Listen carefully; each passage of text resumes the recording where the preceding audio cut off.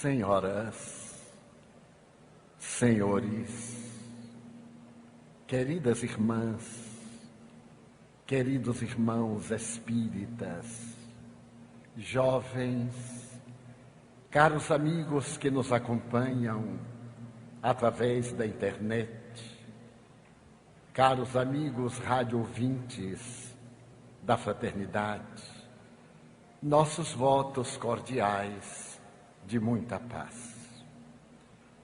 São nossas as primeiras palavras de gratidão.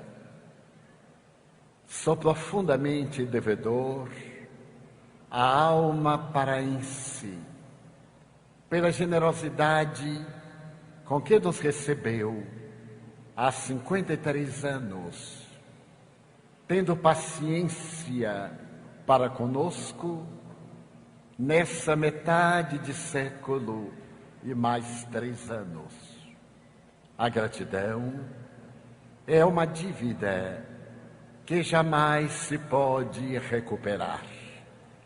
Sou, portanto, escravo do sentimento de afetividade da nobre alma paraense, por nos haver recebido sempre e ainda hoje com o carinho e a doçura, especialmente em Belém, a terra das grandes mangueiras. Muito obrigado.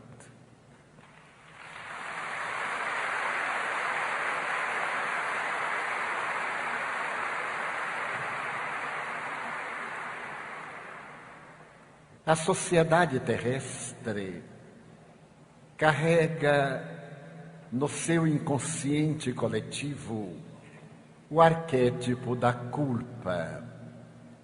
E por essa razão, aqueles que descendem da cultura judaico-cristã, assinalados pela culpa da desobediência dentro do mito de Adão e Eva à divindade, conserva uma necessidade de natureza patológica de recuperar-se através dos castigos ancestrais. O velho mito do paraíso, que Freud interpretou com grande beleza na psicanálise, através dos séculos, vem constituindo uma forma punitiva para a criatura humana que tem procurado encontrar a maneira de resgatar o seu delito por meio de uma calamidade global. Na mitologia bíblica, esse fenômeno teria acontecido pela primeira vez por ocasião do dilúvio. Posteriormente, graças à cólera de Jeová, destruindo Sodoma e Gomorra, e desde então, essa culpa coletiva tem estado presente nas culturas ancestrais, como na Babilônia, no período em que Daniel interpreta as 3 palavras mágicas como significativas dos 3 dias últimos do fastígio do grande império da Mesopotâmia. Desde então, vaticina-se que o mundo se vai acabar, porque é a maneira inconsciente de nos recuperarmos da culpa pela desobediência a Deus, deixando-nos seduzir pelo mito da serpente, que seria a configuração da tragédia da desobediência. E de quando em quando, essa culpa coletiva expressa-se numa solução trágica, abordando muitas vezes a mensagem complexa do Apocalipse de João, ou a linda página do sermão profético de Jesus Cristo, segundo Marcos, no capítulo 13 do seu Evangelho. E essa recuperação apresenta-se-nos como sendo o fim do mundo. Eu tenho 85 anos de idade e nesse largo período existencial eu já vi o mundo acabar-se 12 vezes. Nada obstante, aquela trágica e amaldiçoada punição não se tornasse realidade. Nos últimos anos, ainda porque a criatura humana perde-se no desvario do prazer, reaparece a mesma culpa necessitando de recuperação na afirmação de que o mundo se vai acabar. E essa afirmativa estabelece uma data, que no próximo dia 12 de dezembro deste ano, a Terra seria riscada do mapa das galáxias, porque calamidades de grande porte destruiriam a vida totalmente, reduzindo o planeta à sua origem de poeira estelar. Mas desta vez, a insânia e a necessidade de recuperação psicológica do ser humano estabelece esse prognóstico sombrio, afirmando-se estruturar a sua informação no célebre calendário maia. E graças a isso, inumeráveis obras têm sido escritas com falso sabor de astronomia, informando que nesse dia a sociedade terrestre desaparecerá para dar lugar ao caos do aniquilamento, como sendo a justiça de Deus, castigando as criaturas humanas que poderíamos considerar da expressão nobre do Espírito Emmanuel, através da mediunidade apostolar do venerando Francisco Cândido Xavier, como um verme que pensa. E o que é pior é que nessa necessidade de recuperação, a maioria de nós aceita qualquer vaticínio punitivo, deixando-se atemorizar pelas falsas profecias. Mas será que o calendário maia diz alguma coisa a respeito do fim do mundo? É o que nos esclarece o extraordinário conhecedor da cultura maia, o Dr. Orlando Casares, diretor do Museu de Antropologia da Cidade do México, considerado um dos melhores do mundo, apresentando uma pedra denominada Tortuguero, onde estão os hieróglifos que apresentaria o calendário maia em uma exposição em Bogotá, nos meses primeiros deste ano. O Dr. Casares informou que a cultura maia não admitia a possibilidade do fim do mundo, porque não tem a herança arquetípica das tradições judaico-cristãs. É verdade que o calendário maia estabelece desde o dia 21 de agosto do ano 3113 antes de Jesus, que algo sucederia no dia 12 de dezembro do ano 2012. Mas desde aquela época recuada, os maias que estudavam a astrologia e que somente conheciam a Terra, a Lua e Vênus, que consideravam uma estrela, construíram um dos mais perfeitos calendários de que se tem notícia, porquanto dividiram as épocas em ciclos, os ciclos em eras, as eras em anos, e estabelece esse calendário de tortugueiro que o ano maia é constituído de 365 dias, o que é perfeitamente exato dentro do calendário astronômico solar, com a diferença de apenas 6 horas. Mas o calendário maia estabelece que existem 2 anos. Aquele de natureza civil, a que nos referimos.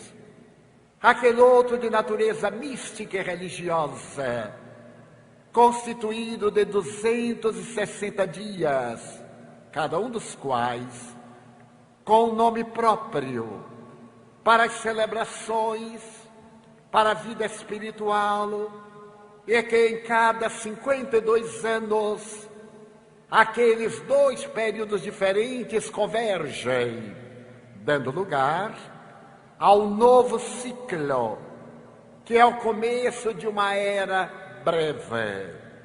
A era breve do calendário maia é constituída por 5.125 dias, o que vai fundir-se em algo especial que os maias chamam Baticum, equivale a dizer 144 mil dias, ou era larga. Cada 13 baticunes, cada 13 períodos de 144 mil dias formam a era larga. E essa era larga é o 5º período do calendário maia, que culmina no dia 12 de dezembro do ano 2012.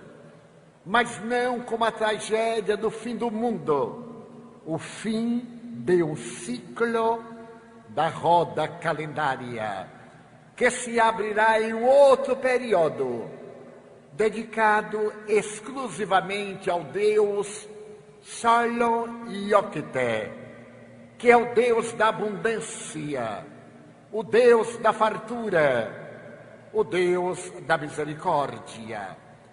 Então assevera o Dr. Orlando Casares que de maneira alguma os maias referem-se ao fim do mundo, desde que a sua cultura é otimista e cada ciclo que se abre objetiva o progresso da sociedade. O que a nós nos parece fascinante é que isso vem confirmar a velha tradição do Evangelho de Jesus, quando se refere ao fim do mundo moral negativo, ao fim do mundo da perversidade, dos desaires, das tragédias, e que os espíritos lecionaram ao ínclito codificador da doutrina espírita, Allan Kardec, como término de uma era, a era estabelecida no planeta inferior que a Terra. Inferior, porque aqueles que a habitamos ainda somos espíritos inferiores. Por isso que o nosso planeta ainda é de provas e expiações. Mas da mesma forma que as criaturas progredimos, os planetas, na sua escala evolutiva, abandonam as faixas primárias, os períodos primitivos e avançam na direção de mundos superiores até alcançar a plenitude de mundos felizes. E a Terra, em determinada fase da sua evolução, alcançaria o período de mundo de regeneração.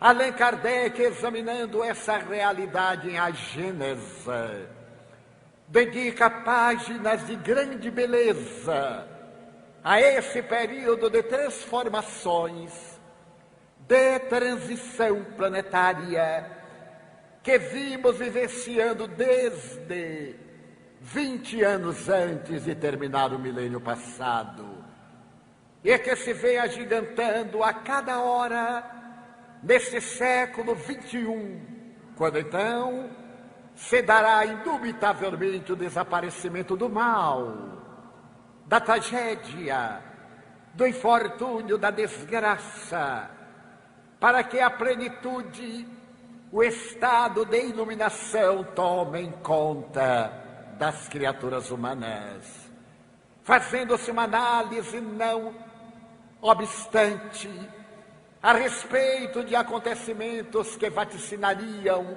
o fim do mundo.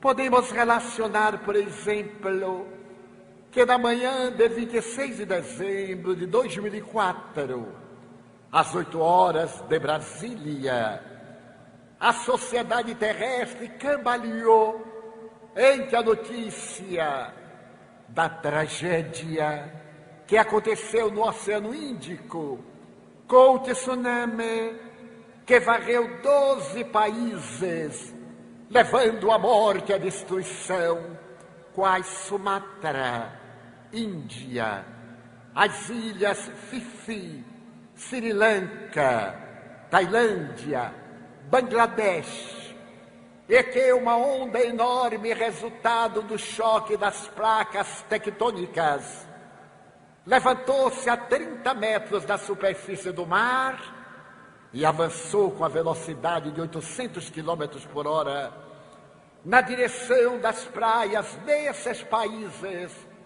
matando 230 mil pessoas, fazendo desaparecer ilhas vulcânicas e dando lugar ao surgimento de outras ilhas que não estavam mapeadas. A tragédia, no entanto, não fica somente na morte daqueles que sucumbem, mas nas dores de mais de 2 milhões de pessoas que perderam tudo, que tiveram a vida destroçada por aquela tragédia, que entraram em transtorno de conduta psicológica pelo medo, pelo tormento, pela ansiedade e pela situação deplorável de miséria a que foram reduzidas essas pessoas angustiadas. Esse impacto que sensibilizou o planeta terrestre estava praticamente desaparecendo quando fomos convidados a acompanhar a tragédia que se abate na Cordilheira dos Andes, na área do Pacífico, no Chile, em um outro tsunami que praticamente varre daquele nobre país algumas cidades costeiras, deixando milhares de mortes.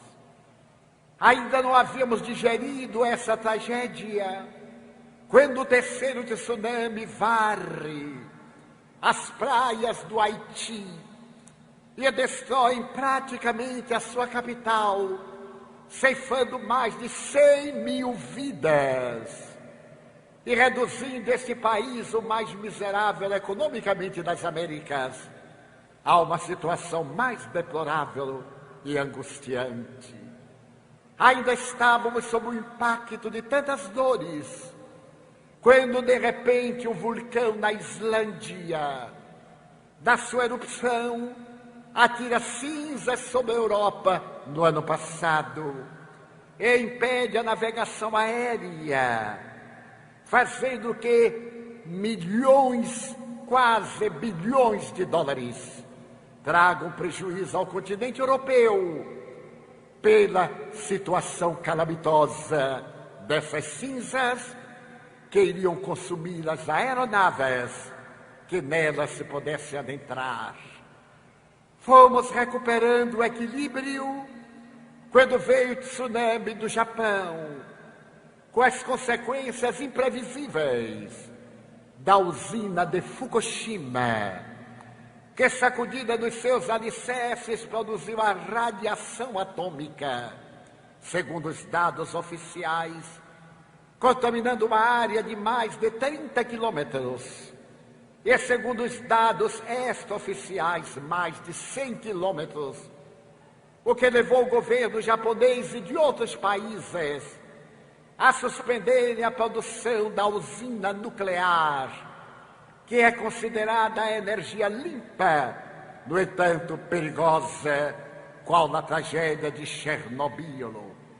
E as criaturas ficamos aterrorizadas ante a probabilidade de acontecimentos dessa natureza, especialmente na faixa do Pacífico, abrangendo a Califórnia, na Grande Falha, em Los Angeles, em São Francisco, ou a área tremenda dos vulcões em Yellowstone, que de um momento para outro pode irromper a calamidade vulcânica que vai acontecer.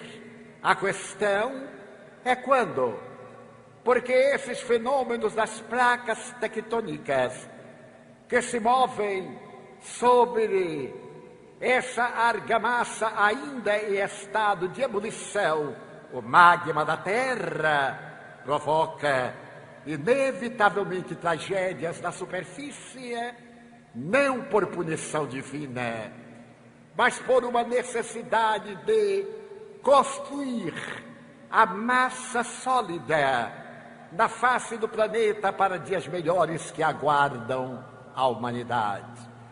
Allan Kardec, o egrégio codificador da doutrina, examinando essas tragédias coletivas, perguntou às entidades venerandas no capítulo A Lei de Destruição, deu o livro dos Espíritos, o que pretende Deus com a destruição.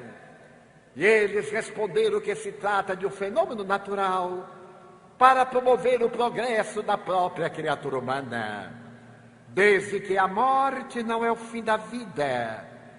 A morte é um passaporte de que nos utilizamos para nos adentrarmos na vida imortal.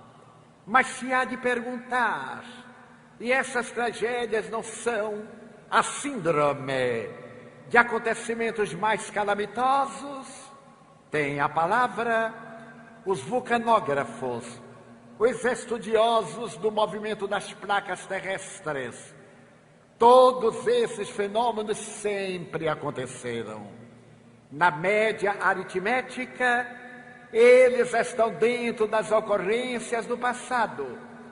Sucede que, na atualidade, graças à facilidade da comunicação global, a comunicação virtual, tomamos conhecimento de acontecimentos em todo o planeta enquanto eles estão sucedendo.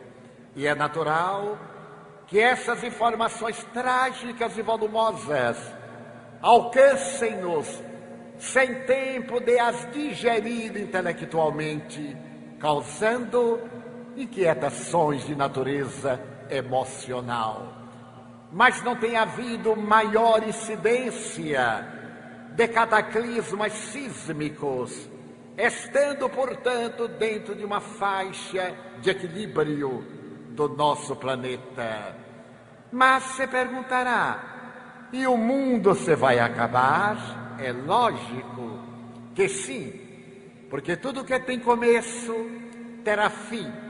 E é quando isso irá dar-se, do ponto de vista astronômico, o Sol, essa estrela de quinta grandeza, para poder manter a sua corte planetária de satélites, de cometas, de asteroides e de poeira cósmica, converte massa e energia na razão de 240 milhões de toneladas por segundo.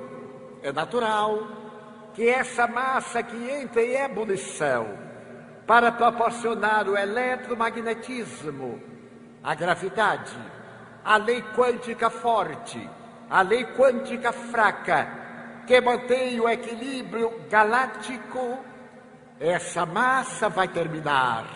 E quando terminar, o Sol se converterá numa estrela anã e virá o caos de natureza solar. Mas isto acontecerá dentro de 11 bilhões de anos. Eu me recordo que, proferindo uma conferência sobre dados astronômicos analisados à luz da doutrina espírita em uma cidade do sul do país, eu referi-me a esse dado da matemática astronômica.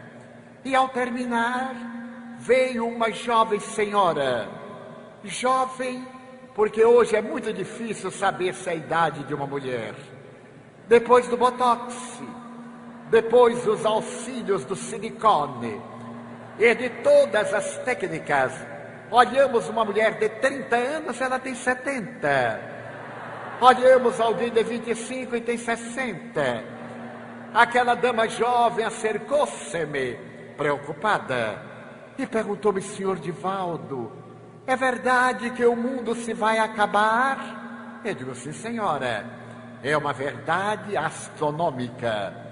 E ela perguntou: mas quando? Eu digo: bem, não é logo, dentro de um prazo de 11 bilhões de anos.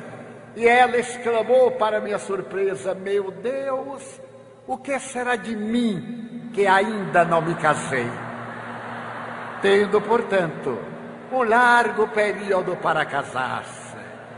Essa é uma probabilidade de fim de mundo, mas é uma probabilidade de natureza astronômica, não é castigo divino. A segunda probabilidade, estudada pelos notáveis responsáveis pela cultura da física quântica em relação à astronomia, asseveram que pode acontecer a caída de um asteroide sobre nosso planeta, como aconteceu no período dos dinossauros. Aquele asteroide era tão grande que teria levantado uma nuvem de poeira que matou todos os seres vivos e que teria sido uma das razões da extinção dos dinossauros, porque a poeira que envolveu o planeta demorou milhões de anos para poder assentar-se. Pode ser que venha a cair na Terra um asteroide qual aquele que caiu na Sibéria, deixando uma cratera de milhares de quilômetros. Mas a tecnologia terrestre hoje, aliada aos estudos astronômicos dos satélites, está tão avançada que poderá detectar um desses astros errantes que venha na direção da Terra e disparar mísseis com ogivas nucleares para destruí-los no espaço antes de atingir o nosso planeta. Então, esta é uma segunda hipótese. A terceira hipótese é de que a água potável está desaparecendo na Terra. O nosso desperdício. E se acredita mesmo que por volta do ano 2025, as guerras não serão mais por causa de petróleo, mas sim por causa de água potável. Aí está no Rio de Janeiro o encontro mundial de 193 países, estudando Rio mais 20, para descobrir os melhores recursos de sustentabilidade para o desenvolvimento tecnológico, para a preservação da vida, para a ecologia e para a manutenção dos seres vegetais, animais e humanos sobre a face dessa mãe generosa que os gregos chamavam Gaia, que é o nosso berço de criatura no desenvolvimento, na busca da plenitude divina. Mas há também uma outra possibilidade, essa criada pela criatura humana, a guerra nuclear. As criaturas humanas podem investir na ambição transvariada e trabalhar de alguma forma pela prepotência, como nos anos 39 e 40, por ocasião da Segunda Guerra Mundial, após o nascimento da tragédia do Partido Nazista em Munique, em 1935, e logo de imediato outros partidos totalitários, representados nas figuras ignóbeis de Mussolini, de Adolf Hitler, que desencadearam essa guerra que assassinou 60 milhões de pessoas e desenvolveu o Holocausto judeu, matando cruelmente 6 milhões de pessoas, sem o menor julgamento, sem a menor dignidade, ante o silêncio da Cruz Vermelha Internacional.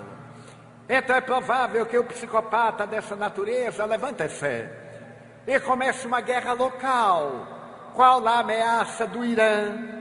Quais as problemáticas entre palestinos e judeus? Quais as tragédias no Afeganistão e em outros países belicosos, arrastando as grandes nações, como vem ocorrendo na Síria, neste momento, para um confronto entre Oriente e Ocidente. Nada obstante, o notável místico italiano, professor Pietro Baldi, extraordinário sensitivo que nos escreveu a grande síntese e obras de estudo profundo da vida, da psicologia humana e do ser, teve a oportunidade de profetizar: uma terceira guerra mundial não acontecerá, porque ela teria um caráter nuclear. E se atirarem bombas de efeito nuclear sobre uma nação, aquela que fora vitoriosa será mais tarde lamentavelmente vencida, porque os ventos levarão a radiação destruidora por toda a face da Terra. Dessa maneira, é provável que esses psicopatas antissociais de conduta esquizofrênica detenham-se, porque passaram a ter medo dos efeitos da calamidade que proporcionarem às grandes nações. Mas ainda teríamos uma outra possibilidade. Sabemos que o Sol é mantido através de explosões nucleares, e essas explosões produzem as chamadas manchas solares, aquelas labaredas que contribuem para o clima da Terra e para o equilíbrio do sistema. Nos dias 5 de outubro e 20 de outubro do ano 2005, respectivamente, houve explosões no seio do Sol. A primeira delas levantou uma mancha nuclear maior do que a Terra, e aquela que veio depois, maior do que o planeta Júpiter. E como consequência, a Terra foi tomada por tornados, acontecendo o terrível tornado Katrina, que destruiu grande parte da costa leste dos Estados Unidos e particularmente a veneranda cidade de New Orleans, com a tragédia que comoveu o mundo. É uma possibilidade de que uma dessas explosões nucleares do Sol possa perturbar todo o sistema e praticamente a Terra. Mas isso deve apavorar-nos de maneira nenhuma, porque a barca terrestre está conduzida pelo grande nauta que é Jesus Cristo. E Jesus Cristo veio ter conosco em nome do amor. É a primeira personalidade histórica a fazer abordagem do amor. Se nós passearmos pela história da humanidade e nos recordarmos de Akhenaton no Egito, Forri, Confúcio, Lao Tse na China, na Índia, Krishna, Buda, encontraremos nesses seres a presença do amor. Buda, que tinha a doutrina da pacificação, fala-nos da compaixão.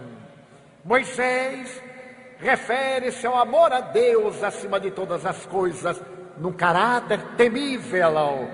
O ama ou sofre. Jesus veio e anuncia o postulado extraordinário do amor como sendo a única terapêutica para uma sociedade feliz, para o nosso planeta tornar-se ditoso.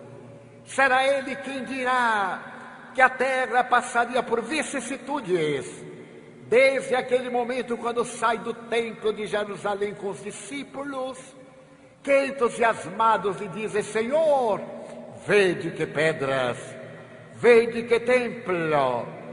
E Jesus então redargui: em verdade vos digo, que não ficará pedra sobre pedra que não seja derribada. E atravessando o vale do Cedron e indo para o Jardim das Oliveiras, o Getsemane, os amigos perguntaram: dize-nos quando isto acontecerá. E ele fala então das perspectivas que periodicamente investiriam a terra de lágrimas e dor pela nossa incompatibilidade com o bem e a dignidade. Essa profecia do Mestre me fascina, porque no ano 68, as legiões romanas sitiaram Jerusalém, sob o comando de Tito, o filho do imperador Vespasiano, que construiu o Coliseu de Roma. E 2 anos depois, Jerusalém rendeu-se pela fome. E as legiões romanas com Tito destruíram a cidade. Não deixaram pedra sobre pedra do templo. Queimaram tudo que era em madeira. E deixaram o Monte Sião totalmente livre, ficando apenas a parte oriental das muralhas que sustentam o monte, e que Israel celebrou como o Muro das Lamentações. Então as profecias de Jesus vêm cumprindo-se por causa da rebeldia humana, porque bastaria que nós amássemos para que fosse diferente o nosso comportamento, os acontecimentos históricos. E quando ele faz a proposta, realiza de uma maneira grandiloquente: amar a Deus acima de todas as coisas e ao próximo como a si mesmo. A moderna psicologia, estudando este psicoterapeuta, o maior da humanidade em todos os tempos, permite-se mudar a estrutura do pensamento, invertendo a ordem de valores. Auto-amar-se para amar o próximo, a fim de amar a Deus. Porque quem não se ama, a ninguém ama. E é necessário que o auto-amor tome conta de nós, ajudando-nos na auto-iluminação, trabalhando as nossas imperfeições, cuidando do corpo, da mente, da emoção, trabalhando em favor do progresso. Isto é auto-amor. Reflexionando em torno dos desafios, das dificuldades que nos tipificam, das heranças dos nossos instintos. Segundo o Dr. Watson, o notável psicólogo americano, nós éramos uma psique. Havia apenas no processo antropossócio-psicológico a psique. Em determinado momento ela fragmentou-se e surgiram os 2 arquétipos, o self e o ego. Isso aconteceu quando o homem teve pela primeira vez a emoção. E a primeira emoção humana é o medo. Aquele ser primitivo, Hotentote, primatas homini, estava acostumado a viver para os instintos básicos: comer, dormir e praticar sexo. De repente, ele teve medo dos fenômenos sísmicos e climatéricos. Ele teve medo das feras. Ele teve medo das outras tribos. Ele teve medo dos fantasmas que se adentravam nas cavernas e que ele procurava expulsar. É nesse momento que o instinto libera pela primeira vez a emoção. E a emoção do medo até hoje está dentro de nós. Temos medo de perder o emprego, temos medo de uma traição, temos medo de uma agressão, temos medo de perder o dinheiro, temos medo de perder um relacionamento, temos medo de amar, como escreveu o psicólogo e teólogo Rollo May, porque dizemos que para que amar se o outro nos vai trair? Porque não temos o alto amor para verificar que melhor é quando se ama do que quando se é amado. A maturidade psicológica leva-nos a ser aquele que ama, não importando com a conduta do outro. Isso nos dá maturidade, porque quem deseja ser amado encontra-se na fase da criança maltratada, no estágio psicológico infantil. Então o auto-amor é fundamental, porque o indivíduo tem coragem de assumir a culpa, de não transferir a responsabilidade para o outro. E nesse momento ele passa a entender o seu próximo. Ao invés de projetar a sua imagem no próximo, desejando que o outro seja aquilo que ele não consegue, ele passa a amar o outro, embora os seus limites, as suas imperfeições. Quando nós nos autoconhecemos, toleramos-nos, damos-nos uma nova chance e também demos uma chance ao outro. Isso é o halo-amor, o amor ao outro. E depois desse amor ao outro, nós amamos Deus, é inevitável. Mas não um Deus antropomórfico, um Deus que marchava à frente dos exércitos, mas um Deus que está configurado na resposta que os Espíritos deram a Allan Kardec a respeito de Deus, inteligência suprema, causa primeira de todas as coisas. É fascinante essa definição, porque não limita. O infinito não pode ser contido numa definição, senão se tornaria finito. Essa primeira emoção, o medo, abre o elenco de outras emoções, o pavor, a suspeita, a desconfiança, o ciúme, a insegurança. E logo depois, nós experimentamos uma segunda emoção. A segunda emoção foi a ira, porque o medo vem da necessidade de preservação da nossa vida. E a ira, como efeito de qualquer ameaça. A ira é um fenômeno psicológico, fisiológico, muito especial. Porque no momento em que nós temos medo, o nosso organismo derrama uma alta carga de adrenalina na corrente sanguínea e nós nos iremos. Mas logo depois, o organismo produz cortisol e atira na corrente sanguínea e nós acalmamos. É muito comum dizer, por pouco eu não estrangulei o outro. É o que a psicologia chama avanço e recuo. Nós nos sentimos ofendidos e queremos o desforço, a ira. Mas então o organismo relaxa com o cortisol. Sucede que se nós tivermos muitas iras, as cargas de açúcar, os benefícios cardíacos cedem lugar a transtornos do sistema nervoso simpático, dos ritmos cardiológicos. E o indivíduo que se ira com facilidade tende a ser um enfermo de longo curso. A segunda emoção é a ira. A ira abre o elenco da raiva, do ódio, do ressentimento, da vingança, da perseguição. Então essa segunda emoção é mais recente em nós, na história antropológica. Por fim, a terceira emoção, segundo o Dr. Watson, é o amor. Quando o felino lambe a cara do seu filho, estamos aí com a manifestação do amor materno da mulher.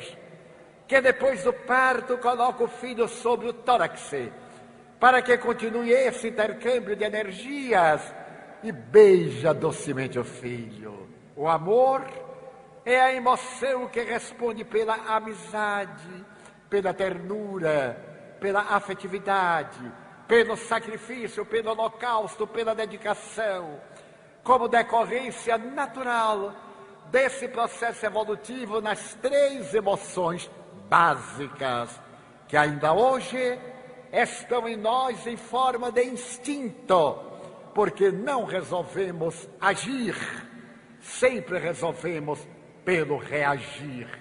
É comum alguém pisar no meu pé e eu reagir automaticamente. Quando eu poderia agir, ocorreu-me quando eu era jovem, o que não faz muito tempo, um fato muito curioso. Um dos sonhos da minha vida, naquela época, era ter um sapato de camurça, marrom e branco. Hoje me parece tão cafona, mas há 50 anos era o máximo. Sendo funcionário público, eu fui funcionário público, Deus me deu esta honra, esta provação. Porque ser funcionário público no Brasil é uma provação honorável.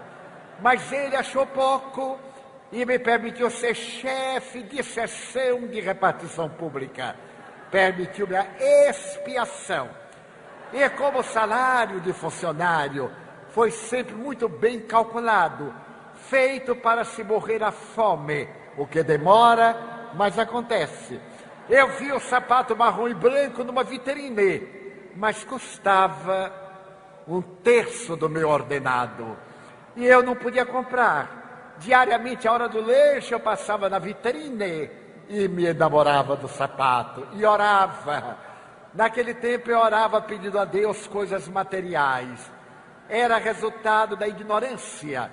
Eu dizia, meu Deus, o Senhor deve me dar o sapato marrom e branco de camurça. Até que o dono da loja, de tanto me ver, foi perguntar-me, mas você todo dia está aqui na loja, olhando a vitrine? Eu digo, é este sapato que não me deixa dormir. E por que não compra? Eu disse, porque eu não posso. Eu sou funcionário ali do instituto, ganho um salário reduzido, mas no momento em que eu calçar esse sapato, eu entrarei no reino dos céus. E ele disse, mas eu lhe vendo a prestação. Eu disse, a prestação? Meu pai foi do século XIX. E ele dizia, coitado, que dever era uma desonra. E quando ele estava morrendo, ele me disse, meu filho, se alguém cobrar qualquer dívida de mim, pague 4 vezes. Porque seu pai nunca comprou nada fiado. Era a honra dele. Eu tenho uma pena de meu pai, porque hoje compramos tudo fiado. Até automóvel. Compramos automóvel para pagar em 90 meses. O carro desencarna antes e a gente ainda está pagando. E eu perguntei ao homem quanto é que custava. Ele faria em 3 vezes. Eu logo aceitei. E ele disse, agora precisa de um fiador. Eu disse, um fiador? Sim, porque eu não sei se você é um bom pagador. Ele disse, mas eu nunca comprei nada fiado. Olha a honra. Ele olhou para mim e disse, então você não tem crédito na praça. Porque você nunca deveu nada, eu não sei se é bom pagador. Eu não tinha um fiador. Eu não tinha coragem de pedir ao gerente que fosse o meu fiador. Eu fiquei tão desolado que o homem disse, olha, eu vou confiar em você. E vendeu-me sem fiador. Meus amigos, eu entrei no reino dos céus. Aquele fim de semana não acabava nunca. Por fim, no domingo, eu calcei o meu sapato marrom e branco de camurça. Porém, o sapato quase me arruinou, porque para calçar, eu comprei uma meia marrom. Por causa do sapato e da meia, eu comprei uma calça marrom. Eu comprei um cinto marrom. Eu comprei uma camisa de seda de listra marrom. E então o débito foi na escala crescente do Himalaia. Mas a grande vantagem de pobre, quando tem uma coisa boa, é usar para todo mundo ver. E eu vesti-me a caráter e resolvi passear na zona elegante de Salvador. Era a Rua Chile. Havia naquele tempo a oportunidade das pessoas irem para passear, para exibir-se. Eu me preparei, eu morava no subúrbio, e peguei o ônibus. Eu estava tão emocionado que peguei o ônibus errado. Ao invés de pegar o ônibus para o bairro elegante, eu peguei o ônibus para o subúrbio mais longe. E o ônibus foi enchendo. Pessoa com galinha, pessoa com carne verde. E eu fui recuando, até que entrou um mastodonte no ônibus, um homem enorme. E eu tive a intuição, ele vai pisar no meu sapato. E eu recuei. Ele veio até que eu fiquei em passo de balé, na ponta do pé. E ele veio, descarregou 110 quilos no meu pé direito. Eu já era espírita, mas eu tive tanta ira do homem que eu quis estrangulá-lo, mas ele era mais forte do que eu. Eu então resolvi, ao invés de reagir, agir. Toquei no ombro dele e disse-lhe: olá. Ele olhou para mim e respondeu: olá. E eu perguntei: o senhor não está sentindo uma coisinha fofa embaixo do seu pé? Ele disse: estou. Eu disse: é meu pé. Tire a sua pata de elefante de cima do meu pé. Ele tirou, e quando eu olhei, o salto do seu sapato rasgou a camurça branca. Eu então chorei. As lágrimas me desciam. Mais tarde, eu fiquei com tanta raiva do homem que eu dei o sinal e saltei. O ônibus estava parado. E é como todo covarde, eu já estava na rua, ele dentro do ônibus. Eu fiz um gesto de vingança, porque a ira é amiga do ódio. Então eu olhei para ele e fiz esse sinal. Como quem diz: você me paga. E corri. Claro, eu tinha medo do homem. Passou mais ou menos um mês. Eu já atendia pessoas sofredoras. E certo dia, eu estava atendendo em nossa casa uma fila enorme. Quando eu ergui a cabeça, o homem na fila. Eu disse: meu Deus. Ele descobriu o endereço e veio cobrar a dívida. Então eu fui atendendo, e à medida que eu ia atendendo, eu fui me curvando para ele não ver o rosto. Até a hora que ele chegou, já estava com a vista para baixa, e disse: pois não. Ele então falou algo: o senhor é o seu Divaldo? Eu era muito jovem, de 30 anos. E ele disse: pois não. Seu Divaldo, eu venho pedir uma caridade. Eu estranhei. Disseram-me que o senhor me pode ajudar. Eu sou a pessoa mais infeliz que o senhor já conheceu. Eu fui levantando a cabeça devagar, para ver se ele lembrava. Até que nos olhamos, eu notei que ele não me reconheceu. Aí eu fiquei tranquilo, é claro. Eu perguntei: mas qual é o problema, seu Divaldo? A minha mulher é louca. Eu trabalho nas docas. Eu a tenho que amarrar todo dia pela manhã. Coloco meus 3 filhos trancados num quarto, ela no outro. Eu vou trabalhar. E à noite eu venho para libertar minha mulher louca, alimentar meus filhos e minha mulher. Eu já levei-a no feiticeiro, já levei-a no psiquiatra. Dizem que é coisa, e que o senhor pode resolver essa coisa. Eu disse: pois não, sente-se aí, e quando terminarmos, eu irei visitar sua mulher. Seu Divaldo, eu posso falar um pouco mais? Como não? Eu ando tão desesperado, que eu ando provocando as pessoas para ver se alguém me mata ou se eu mato alguém, para poder sair desse transe. Então eu me dei conta do drama daquele homem. Atrás de um agressor tem um espírito atormentado, infeliz. Conversamos, e lá para 1 ou 2 da manhã eu fui com Nilson à sua casa.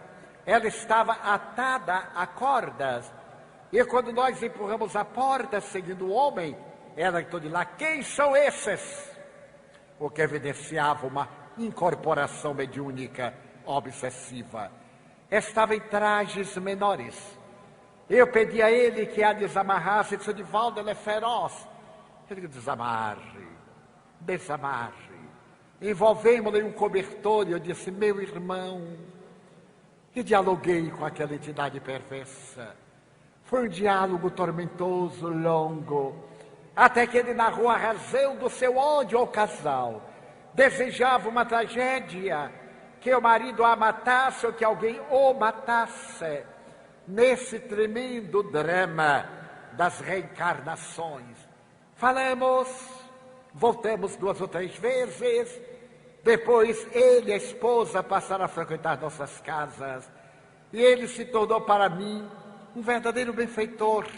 Certo dia, quando ela já estava curada, trabalhando na mediunidade com Jesus, eu perguntei-lhe: você lembra de um indivíduo antipático, amarelinho, no ônibus, que você pisou no pé? Ele disse: não, tio Divaldo, eu não me lembro. A partir daquele dia, eu nunca mais reagi. Sempre procurei agir. E a vida tem me sido muito severa, como é natural. Ninguém atinge esse nível de idade sem ter atravessado diferentes e tormentosos caminhos. Então elegir, reagir, silenciar o mal, fomentar o progresso, perder. Se isso significa alguma coisa para manter a paz.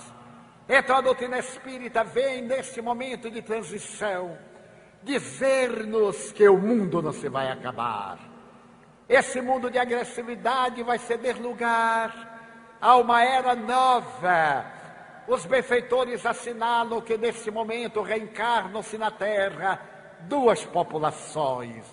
A de espíritos nobres, que irão apressar o progresso da sociedade, e a de espíritos primários, que vêm das regiões umbralinas, das regiões purgatoriais, infelizes, para terem a sua chance, porque Deus é amor, para que possa eleger o bem ao invés do mal.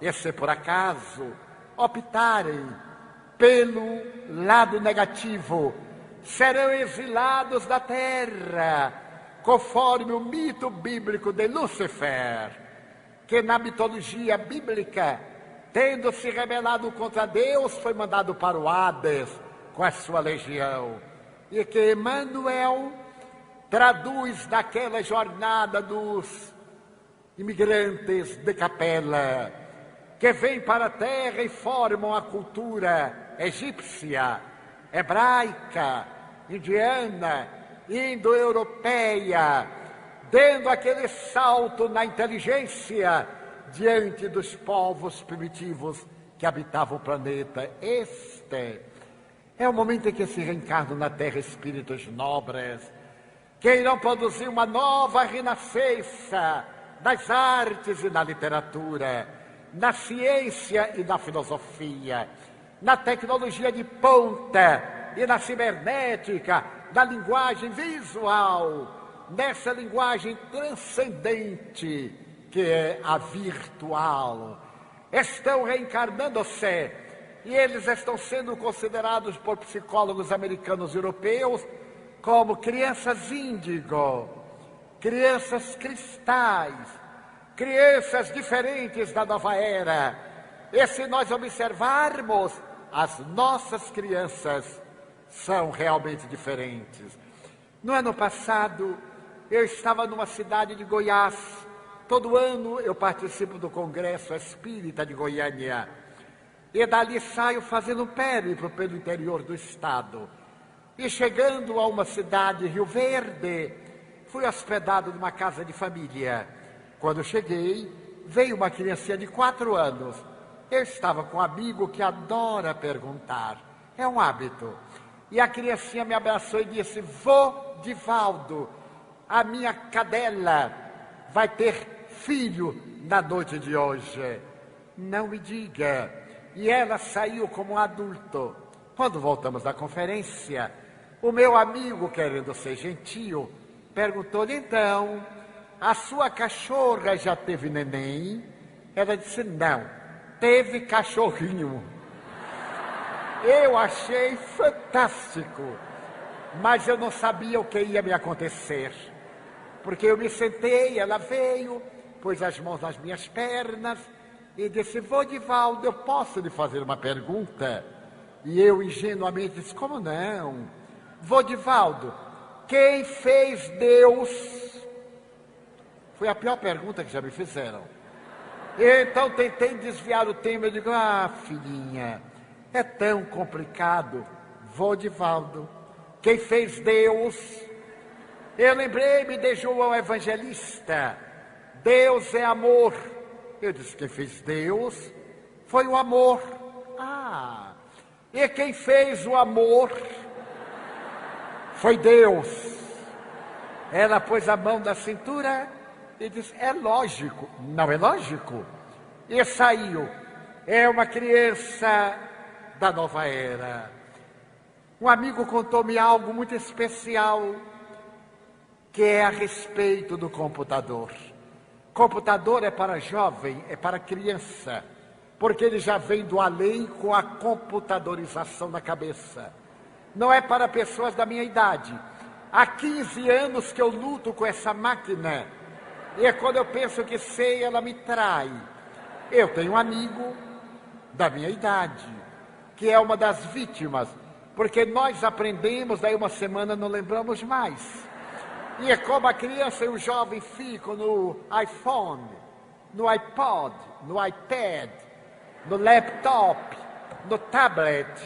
Eu então sofro, e meu amigo pior do que eu. Então ele disse: Divaldo, eu vou lhe contar uma coisa, mas é um segredo, não conte a ninguém.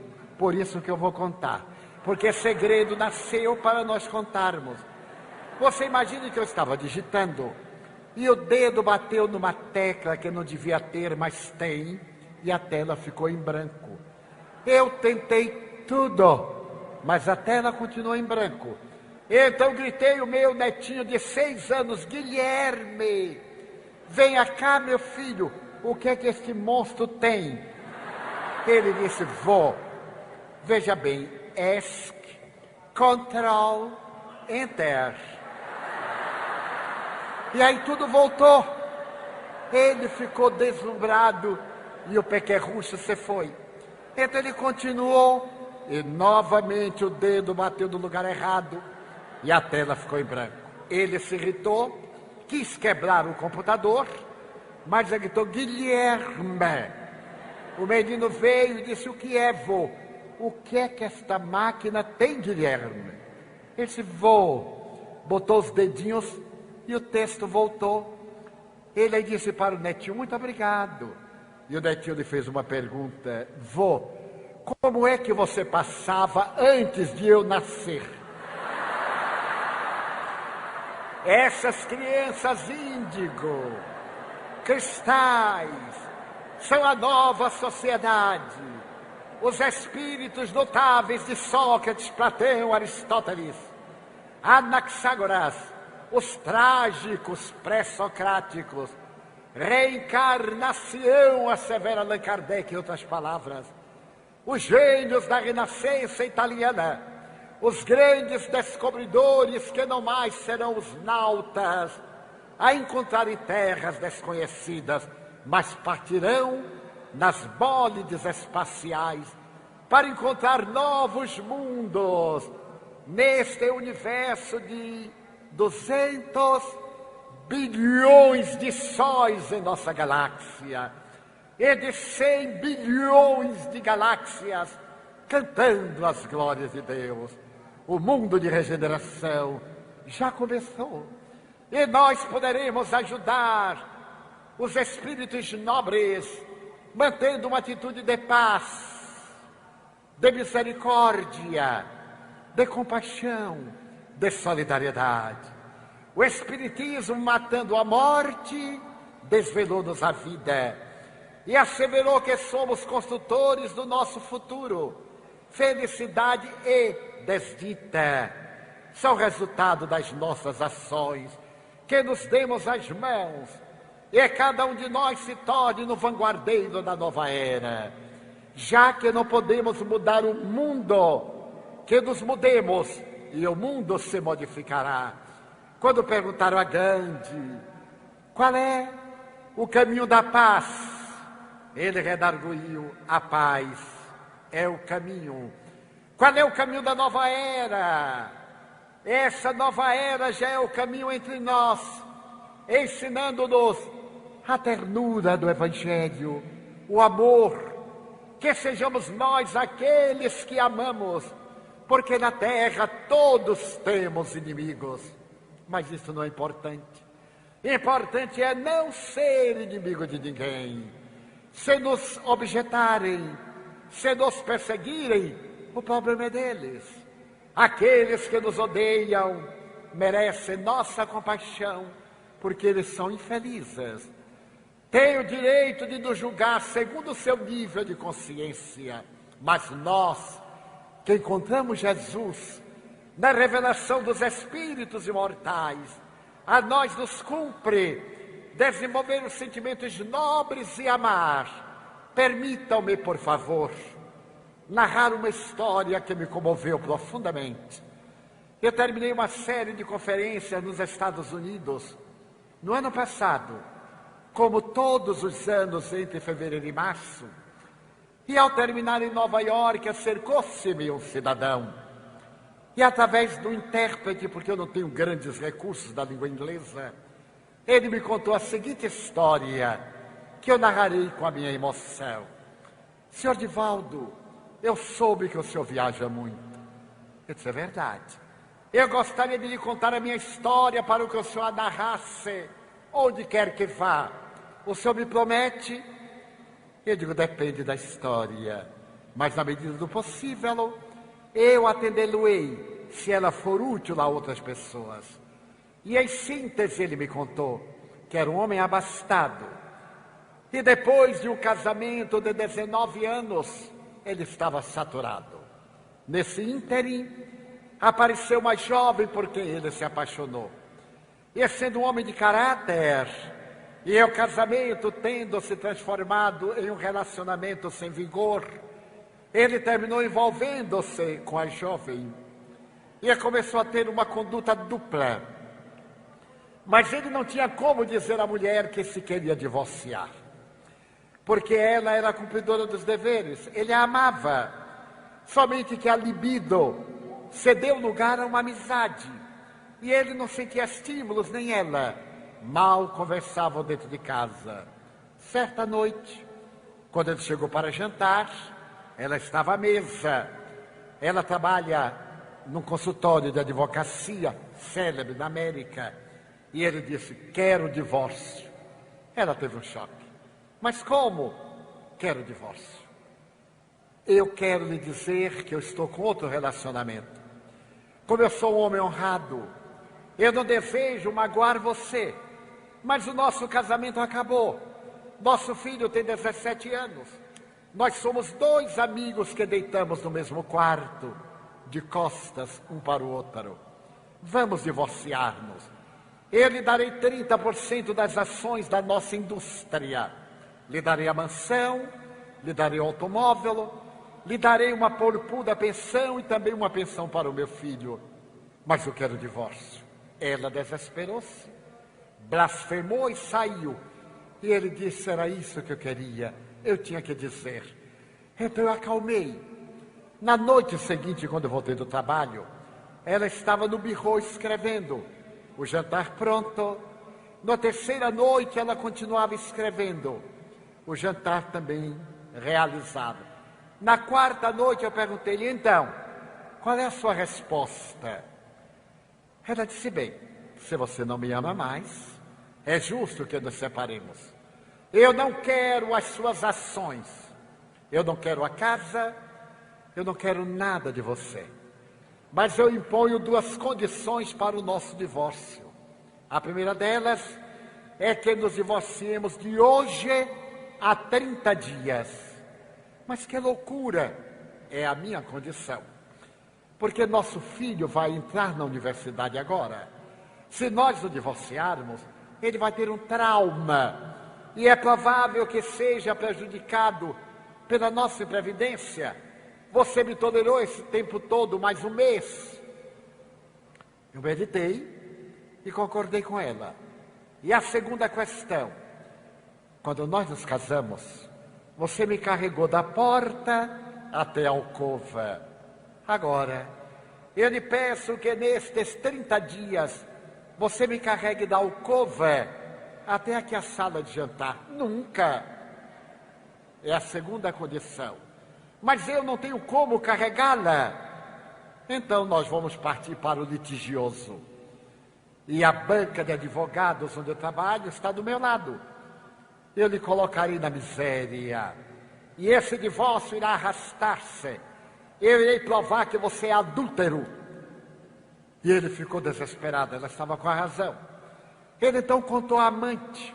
A amante gargalhou, zombou da esposa. E ele pensou, e entre os dramas, ele faria esse sacrifício.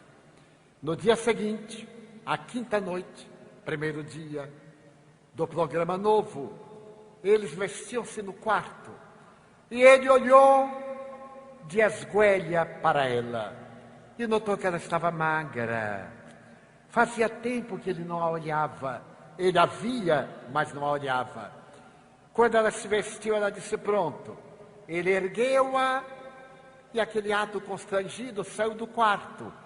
No momento em que o filho passava, então o filho disse: ué, os dois pombinhos. Ele a colocou na sala de jantar. No quinto dia, no 10º dia, no 18º dia, ele notou que ela estava magra. E ao erguê-la, ela estava mais magra. Ele percebeu que o vestido que gostava muito, ela vestiu. E colocou o cinto. O vestido ficou quase plissado. Ele gostava muito daquela roupa. Olhou para ela e notou que ela era bela. Carregou-a de maneira especial. Ela passou a mão pelo pescoço e, tremendo, encostou a cabeça na cabeça dele. Ele sentiu frêmito. No 25º dia, ela colocou o perfume da noite nupcial. Ele carregou-a e, quando ele sentiu, a evocação fez que ele retornasse àqueles dias românticos. Então ele estreitou-a. Ela estava muito fria e trêmula. Quando ele saiu do escritório à tarde, ele foi à casa da amante e disse-lhe: venho acabar o nosso relacionamento. Eu amo a minha esposa. O amor é curioso, é como a brasa. Depois de algum tempo, uma camada de cinza cobre-o. Mas um sopro de ternura reacende a brasa. E então a namorada reagiu e mostrou o outro lado. Quebrou móvel, expulsou, disse palavras chulas. Ele sentiu-se aliviado. Saiu dali e foi a uma casa de flores. E pediu à vendedora: faça-me um buquê com 12 botões de rosas vermelhas. A minha mulher adora rosas vermelhas. A jovem fez um ramilhete. Quando ele ia saindo, a jovem disse: não quer botar um cartão? Ele disse: ah, muito bem. Deu-lhe um cartão e ele escreveu: querida, eu sempre a carregarei nos meus braços. Foi para casa feliz. Quando ele chegou à casa, estava tranquila. Havia uma débil claridade saindo da alcova. Ele acreditou que ela estivesse repousando. Foi pé ante pé. E quando chegou à alcova, ela estava deitada. de lado, de costas. Ele então foi vagarosamente e sentou-se na cama e ela voltou-se. Quando ele a olhou, ela estava morta. Ele teve um choque. Tentou o pulso. Estava morta, fria. E preso aqui ao vestido estava uma carta. Ele abriu-a. A carta dizia, mais ou menos: ontem você pediu divórcio. Eu fiquei chocada. Eu lhe pedi logo depois um prazo de 30 dias, porque eu estive no oncologista e ele descobriu que eu estou com um câncer de colo de útero, com metástase óssea, que a minha vida não chegaria ao mês. É inoperável porque os meus ossos estão tomados. Eu tenho de pedir um mês porque nesse ínter eu morro. E você não terá culpa, porque se nós nos divorciarmos agora, e eu morrer desse ínter, você pensará que eu morri por sua causa. Eu amo tanto que não desejei afligi-lo. Perdoe-me se eu não soube ser a mulher que você necessitava, mas você é o único amor da minha vida. Cuide do nosso filho. Eu estou morrendo dia a dia e você é o anjo tutelar da minha vida. Quando ele terminou de ler a carta, ele lembrou-se que na segunda, na terceira noite, ela ficou escrevendo. Era a sua despedida. Ele então chamou o filho. O cadáver foi transferido para o necrotério. Ela foi embalsamada, conforme os hábitos americanos do norte. O velório de 3 dias. Ela foi cremada. Ele colocou numa ânfora de cristal. E então agora com lágrimas ele me dizia: Mr. Franco, nas suas viagens diga às pessoas que sejam mais tolerantes. Nós mudamos de parceria porque estamos insatisfeitos conosco mesmo. Nunca encontraremos o parceiro ideal, porque nós é que não somos o parceiro ideal. Então eu estou fazendo uma cruzada para que os cônjuges, os parceiros, amem-se mais, respeitem-se, ajudem-se. Eu irei colocar a minha história na internet para que o mundo tome conhecimento. O Senhor me promete convidar as pessoas ao ato de amor e de compaixão. Eu segurei as 2 mãos daquele homem com sudorese fria, os olhos marejados, escorrendo lágrimas de unção, e lhe disse: tenha certeza, nos meus périplos pelo mundo, aqui e ali, eu narrarei a sua história. É uma história da nova era, a história do amor. Se nós não formos capazes de tolerarmos um ao outro, como podemos esperar um mundo feliz?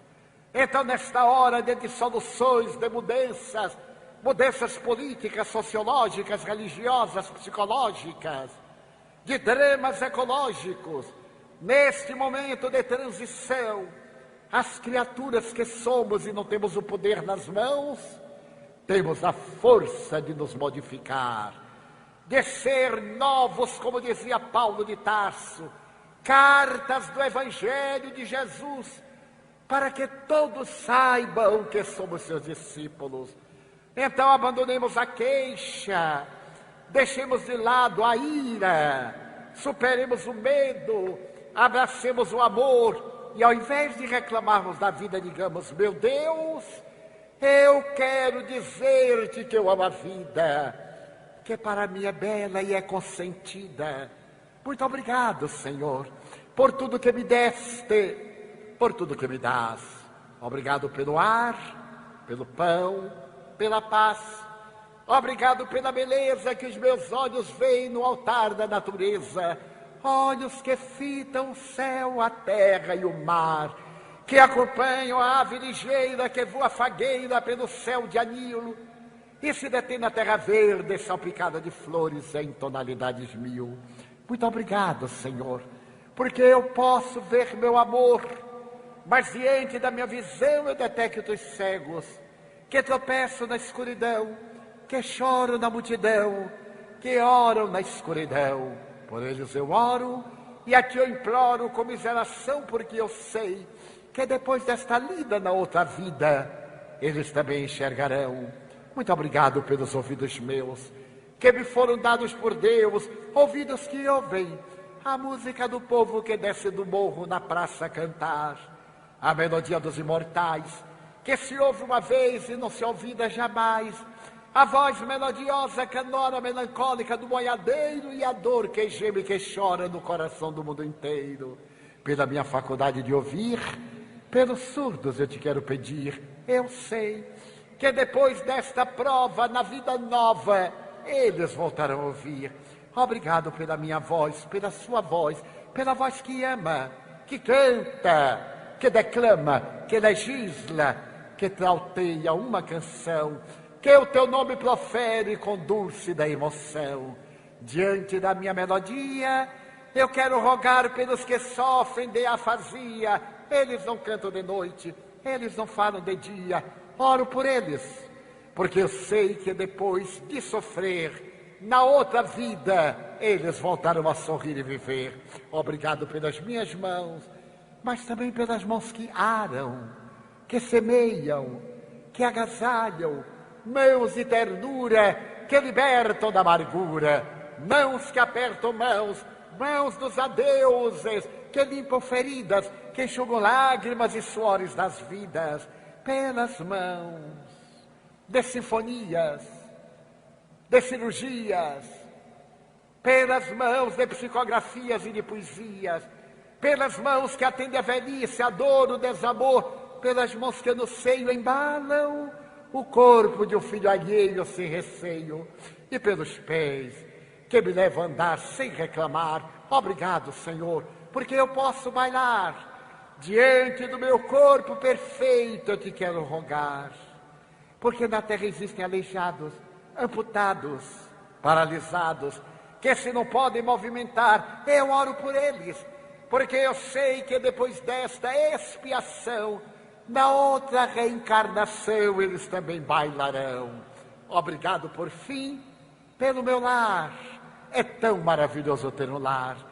Não é importante se é uma mansão, uma favela, uma tapera, um ninho, um gravado de Douro, um bangalô, um duplex, uma casa no caminho. Mas é importante que dentro dele exista a figura do amor. Amor de mãe ou de pai, de mulher ou de marido, de filho ou de irmão, a presença de um amigo, pelo menos a companhia de um cão, porque é muito doloroso viver na solidão. Mas se eu a ninguém tiver para me amar, nem um teto para me agasalhar, nem uma cama para reclinar, nem aí reclamarei. Pelo contrário, eu direi: obrigado, Senhor, porque nasci. Obrigado, Senhor, porque eu creio em Ti. Pelo Teu amor, obrigado, Senhor, pela Sua atenção. Muito obrigado, senhores.